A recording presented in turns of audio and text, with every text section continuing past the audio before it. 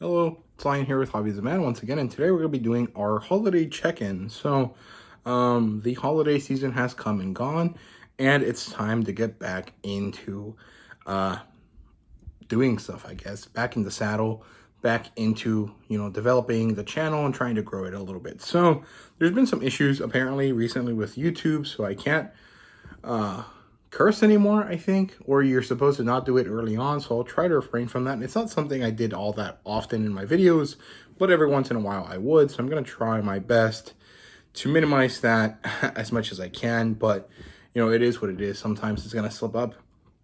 But yeah, so it's a check-in video, or a wrap-up, basically. It's a holiday wrap-up, but I'll call it a holiday check-in just because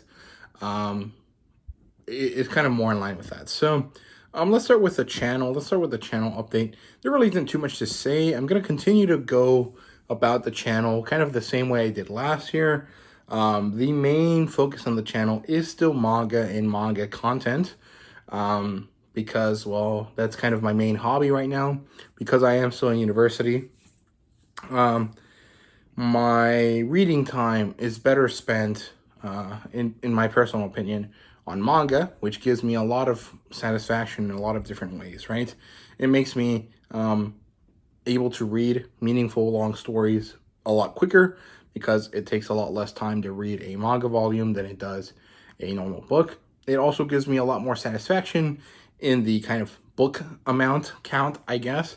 It's not really something that really matters, or it shouldn't matter, but it is something that does bring me joy, that kind of feeling of like, oh, I successfully read this book, I can put it away and get another one. That kind of feeling makes me pretty happy.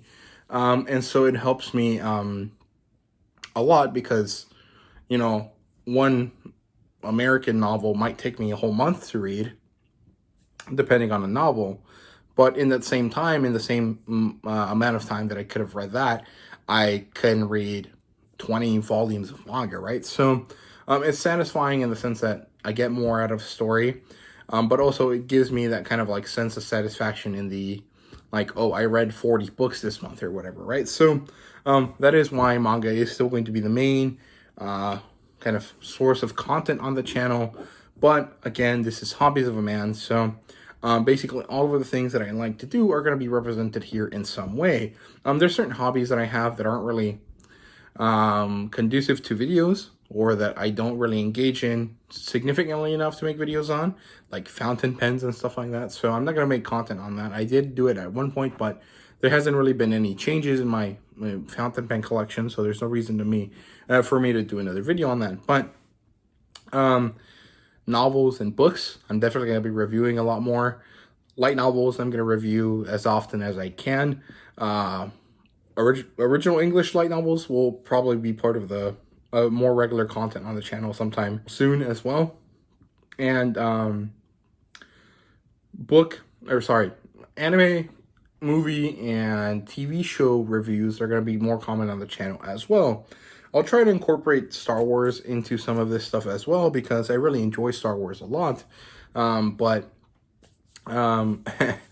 With the kind of way things have been going on the last couple of years, I definitely find myself to be on the negative side of Star Wars fans, again, compared to, a lot of people that are more on the positive side. So I don't really find myself enjoying making negative content, but I will eventually have to do some at some point. So I am planning to do more Star Wars content on the channel at some point soon. And in terms of my Spanish content, I was doing pretty well last year at doing basically one video a month of Spanish content, and I think that is more or less what I'm going to continue to try to do this year. So yeah, I also have a few other plans. I'm going to try a lot harder to get in contact with different companies and see if I can make videos alongside them, either not necessarily sponsored by them, but more like in conjunction with these companies, to try and see if I can get some books to give out on the channel and stuff like that. But I don't know how that's gonna go.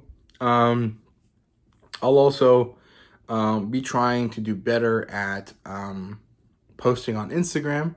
I definitely have very weak, real, short TikTok game, so I'm going to try to up that a bit. I'm also going to try to be better about posting on Instagram. I basically post once every couple of months instead of what I really want to do, which is at least once a month, like a proper like Weave family style post on something. So I'm going to try to get about doing that. And I also want to try to develop some money-making ventures out of the channel because it's not necessarily something I'm really interested in doing. Like the point of the channel isn't to make money, but if I have a platform and I can try to make money off of it, it's not that bad of an idea. It also will help me a lot because manga is expensive, right? So I have a coffee. I'll try to get a Patreon going, and I'll definitely develop some affiliate links for myself. So I'll try to get all of that worked out some way at some point, and I'll let you guys know when that is. So that's the channel update. Now let's move on to what I've been watching and kind of have a proper, normal video, right? So let me remember. The last thing that we talked about was Ranking of Kings. So I've been watching a lot of stuff since then. So I watched the second Pink Panther movie when it came out on Netflix with my family. It's so funny. It's definitely a movie that would not be able to be made today. It's too on the nose about its negative comedy. It has a lot of stuff that would probably be canceled in the modern age, but in 2008 it was still pretty enjoyable, and it was easy to make content like that. So it's actually really, really funny in context and in hindsight. And I really wish there was more Pink Panther like live action content, but I don't think it would be really possible. So yeah, really funny stuff. Then I watched Wednesday, the Netflix TV show with Jenna Ortega. It's about the Addams family, but it's mostly just about Wednesday Addams herself. I watched it in Spanish, so there was a few different things that I basically kind of missed out on because the show in English, my understanding of it is that there's certain times where Wednesday and her family talk in Spanish or say Spanish phrases to kind of highlight the fact that they are a Latino family. I guess the right term is Latinx, but I don't really like that term in the English-speaking context because, a lot of reasons, but it doesn't really matter. But yeah, they're a Latino, Hispanic family of some sort, and I find that fun. I think missed out on some of the terminology used because I did watch it in Spanish. However, I think that the Spanish dub was really, really good. It was Latin American Spanish, and it was really, really enjoyable. Wednesday Addams' name in Spanish is actually Merlina because miércoles, I guess, in Mexico, they decided that wasn't a good name, so they gave her a different name, kind of similar to some song that is kind of the reason why Wednesday has her name as Wednesday. So I thought that was fun. That was interesting. The show is actually really, really good. It does have that kind of CW-esque vibe to it, but it is significantly better. It's very well done. I really, really enjoyed it, and I really hope that we get more seasons of it for sure. So yeah, it was really fun. Then I watched the Foundation TV show. My dad's a big fan of the Foundation. It's a series of books that he has read many, many times, and I've read a few of them. I read Prelude to Foundation, Forward to Foundation, and Foundation, like the first book, I think, a long, long time ago. The only one I really liked was Prelude to Foundation, and that actually helped me out with understanding some of the stuff that happens in the Foundation TV show. However, I think that the Foundation TV show isn't really a proper adaptation of the Foundation series, but it is a really good science fiction, space opera type show. I actually really, really enjoyed it. It had a very cool aesthetic to it, where Star Wars is very kind of like run down, stuff is old and stagnant, but still interesting kind of world, which I think actually adds a lot to the atmosphere. Foundation is much more similar to the Denis Villeneuve Dune movie, where everything is immensely new. It does definitely have very old school science fiction aesthetics to it, but the style of it, the way that the animation is done, the CGI animation is done, is very, very modern and very cool, and it is very CGI heavy looking, at least. It's very, very nicely done. I really enjoyed the show, and the funny thing is that the best part of the show is actually something that's not very relevant to the books, which is the genetic dynasty of, the triarchy of the emperor, brother Day, brother Dawn, brother Dusk. That part of the story I really was interested in. I don't really care too much about the other two storylines that were happening, because I was never really all that interested in the Foundation anyways. But the genetic dynasty thing that the story kind of focuses on is really, really cool, and I really like that a lot. Then I watched the first episode of Prehistoric Planet. This is an Apple TV dinosaur documentary, and it's so good. It's actually really, really well done.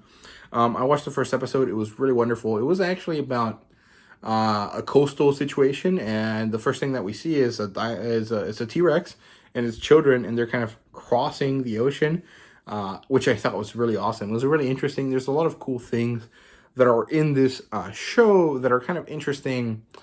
What are they called? Speculative biology or speculative paleontology. And I found that to be really, really enjoyable and really awesome. I really liked the first episode of Prehistoric Planet. I also watched the first episode of Ted Lasso, and I thought it was really fun. I watched it in Spanish, so some of the jokes didn't really work that well, but the ones that did were really, really great.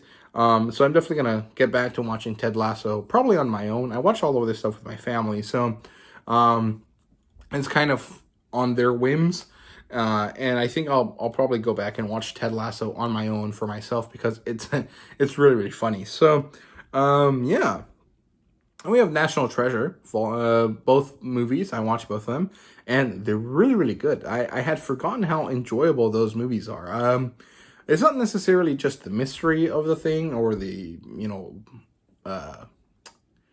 treasure hunting. I think it's also the characters. The way that Ben Gates and Riley Poole and the female character, I forgot her name, and Ben Gates' dad all interact are really, really funny and interesting situations. And I really like those characters a lot. I really enjoyed National Treasure, both the movies, quite a lot. It's kind of up there in my list of movies most people probably don't think are that great, but I really enjoy, which is, Pink Panther, National Treasure, The Pirates of the Caribbean. The first three movies, those are really, really good. The first Transformers movie, and a few other things that I really like that most people think are kind of trash. Then I watched the Santa Clauses, the Disney Plus TV show. I thought it was fine. Me and my family are big fans of the Santa Claus movie franchise with what's his name? Something Allen, Tim Allen, I think is his name. And the show was all right. It kind of took a while to get good, which is kind of sad because it was 6 episodes, and it took about 4 episodes for it to be enjoyable. But once it got there, because they're only 30 minutes, so we just watched all of it on Christmas Eve. It was fun. I really enjoyed it. I thought it was good. Overall, it was enjoyable. But it's not really the best. I think the movies are significantly better. Then I watched the National Treasure TV show. I really enjoyed it so far. I've watched the first 4 episodes of it. The first 2 episodes were kind of boring. The third one was good, and the fourth one was pretty good as well. And I like them because I think that they managed to succeed in catching a lot of the mystique of National Treasure, the way that the mystery unfolds for the treasures that they're hunting for. However, the characterization of some of the characters wasn't really the best, in my opinion. It's not really enjoyable, although I'm not sure if that's the case because I am watching it in Spanish, so the translation sometimes makes characterization difficult to understand, because some things that just work in English do not work in Spanish when they're translated. And you may be asking, why do I watch these things in Spanish? It's because my mom doesn't speak English, so we have to watch things in Spanish so that she can watch it with us, right? So, yeah, overall, pretty good. I'm looking forward to watching the rest of that series, though. Then we're moving on to, I think, the big thing that I watched this month, or the last couple weeks, and that was Avatar 2, The Way of Water. It was actually a really great experience. I really, really liked it. I did have to go to the restroom twice, because I drink a lot of soda when I'm in the movie theater. And the good thing is that I was able to find spots in time in the movie where nothing too interesting or too meaningful was happening. So I was able to do that. However, the experience for the movie was really great. It is more or less the same movie as before, but the animation style of the CGI is significantly better. The world building is actually probably the really only meaningful thing about this book of this movie. But the animation of it, the way that they created the technologies needed for it are also really meaningful. So I do feel like James Cameron is trying to make his own version of Star Wars. You know, this revolutionary sci-fi movie that changed the way that, you know, technology for movies was, and also changed the way movies were able to be made, or to kind of change the way people looked at certain types of movies. And I don't think that James Cameron's ever going to succeed in that. I think Star Wars happened at the right time in the right place. And nothing he does is going to be as good at Star Wars, because, well, the stories that he's writing are not very meaningful compared to the ones in Star Wars, right? So I think the thematics are a lot less valuable, which is actually kind of sad, because thematically Avatar is about ecological disaster and how we should care about our planet and stuff like that, but people don't care about that stuff. They're much more interested in the kind of Star Wars, like, great individuals make great change kind of thing that the first movie had. So I'm not sure. I think that the Avatar movie was great in the sense that, like, it looked amazing. It was super awesome to be on Pandora, because you basically are on Pandora while you're watching this movie. The animation for the water, the way that they created all of the creatures and stuff like that, all of that is amazing.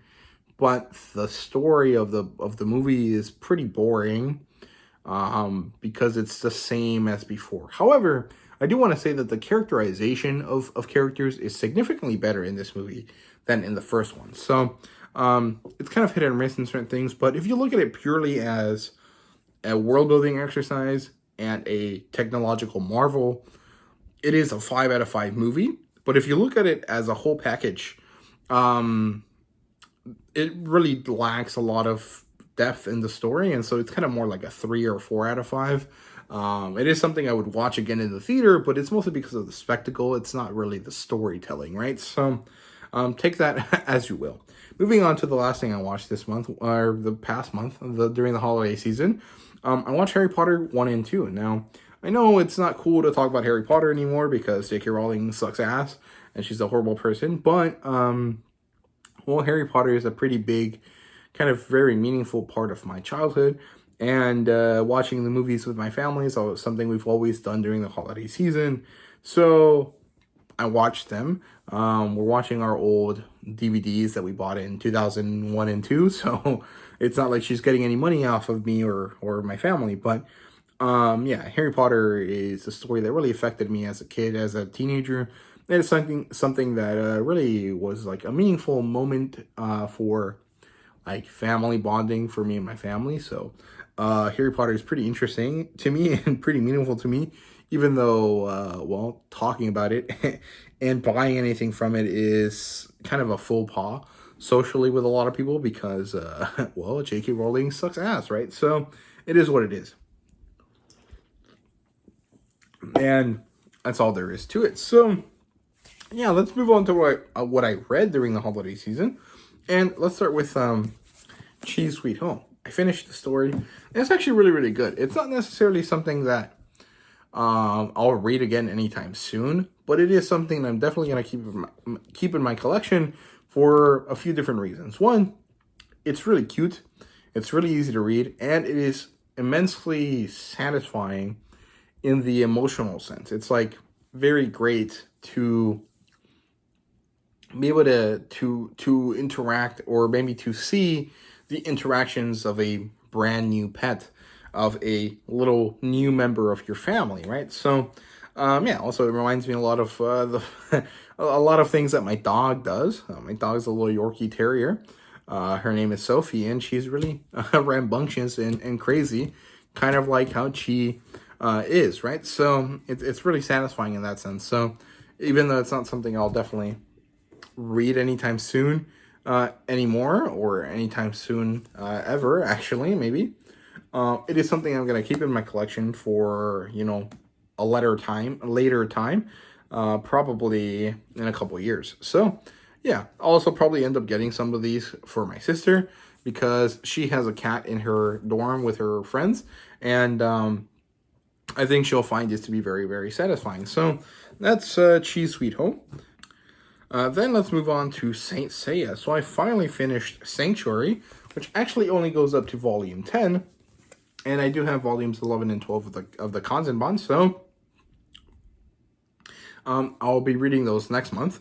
And then I'll have to wait until July to be able to go and pick up the rest of the Saint Seiya volumes that I've bought, which I actually did manage to get sent to my grandma's house.